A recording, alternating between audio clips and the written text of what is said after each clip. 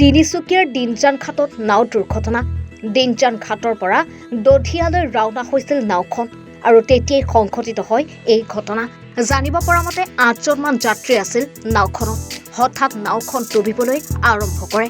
তেনে সময়তে স্থানীয় মনোজ পয়ৰা নামৰ ব্যক্তিজনে বচাবলৈ যাওঁতে দুজনক উদ্ধাৰ কৰিবলৈ সক্ষম হয় যদিও শেষত ভাগৰি যোৱাত নাওখনত নিজে বাচিবৰ কাৰণে সহায় ল'ব যায়।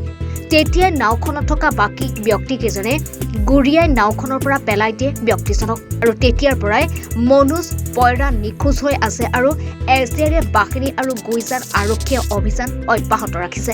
এই সন্দৰ্ভত প্ৰত্যক্ষদৰ্শী আৰু স্থানীয় ব্যক্তিয়ে কিছু মন্তব্য আগবঢ়ায়। তিনিচুকীয়াৰ পৰা ব্যুৰো চিফ সন্তোষ ফুকনৰ প্ৰতিবেদন এনি ভাৰত 24। নমস্কাৰ, মই অজয় ফুকন আৰু এইখিনিতে সমূহ এনি ভাৰত চেনেলটোৰ যিসকল কৰ্মকৰ্তা আছে সকলোৰে মোৰ ফালৰ পৰা শুভেচ্ছা জ্ঞাপন কৰিছোঁ।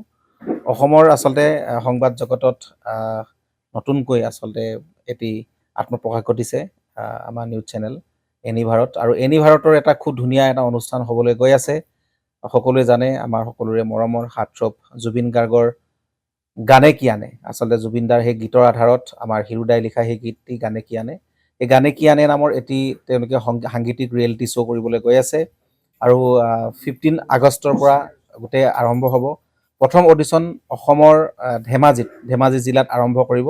গতিকে সমূহ যিসকল প্ৰতিভা আছে, যিসকলে গান ভাল পায়, যিসকলে তেওঁলোকৰ নিজৰ প্ৰতিভা আচলতে দেখুৱাব বিচাৰে, এই ৰিয়েলিটি শ্ব'ত গানে কি আনে এই প্ৰতিযোগিতাত অংশগ্ৰহণ কৰক আৰু খুব ধুনীয়া আপোনালোকে সুবৰ্ণ সুযোগ লাভ কৰিব।